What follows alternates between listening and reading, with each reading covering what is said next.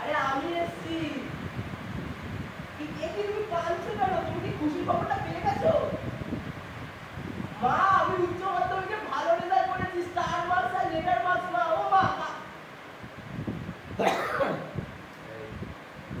কি লাগে জীবনে? জামা সব এখানে গুছানো, কেমন অগোছানো, সুটকেস।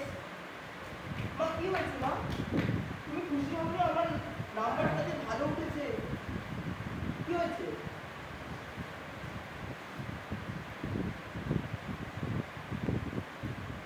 কি বলছো মা?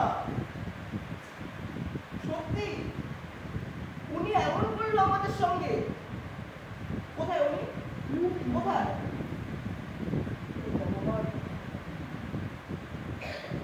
তো আপনি এসে গেছেন? মা আমাকে আপনার বিষয়ে সব কথা বলে দিয়েছে। আপনার লজ্জা লাগে না? আপনি, বাবা, আপনি এমন কেন বললেন? আজকে আপনার ছেলে উচ্চ মাধ্যমিকে ভালো রেজাল্ট করেছে, আপনার তো খুশি হওয়া উচিত। আপনি এখন আমার মার আপনাকে খুব দরকার, আমাদের সংসারকে আপনার দরকার।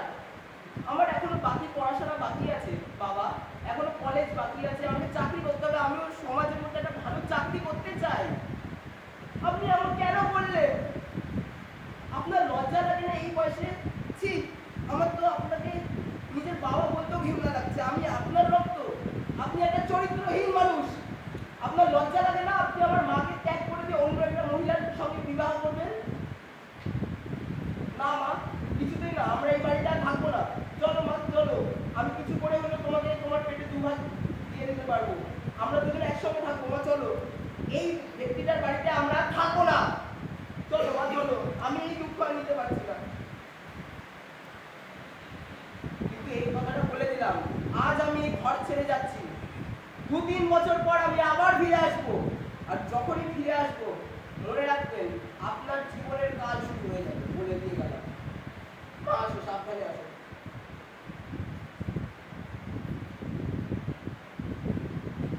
2 বছর পর।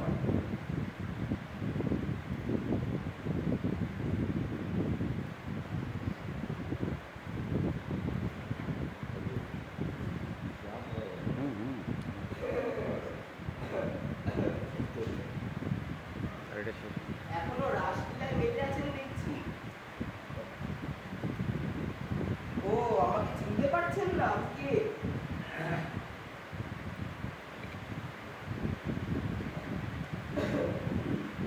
2 বছর আগে রাহুল সরকার আর দীপা সরকার দুজনকে পরিত্যাগ করেছিলেন আপনি। ভুলে গেছেন? ভুলে যাওয়ারই কথা। আপনার যা চরিত্র, আমার কাছে আপনার সকল প্রমাণ আছে। আর তিনি কি? ও, আমার সৎ মা।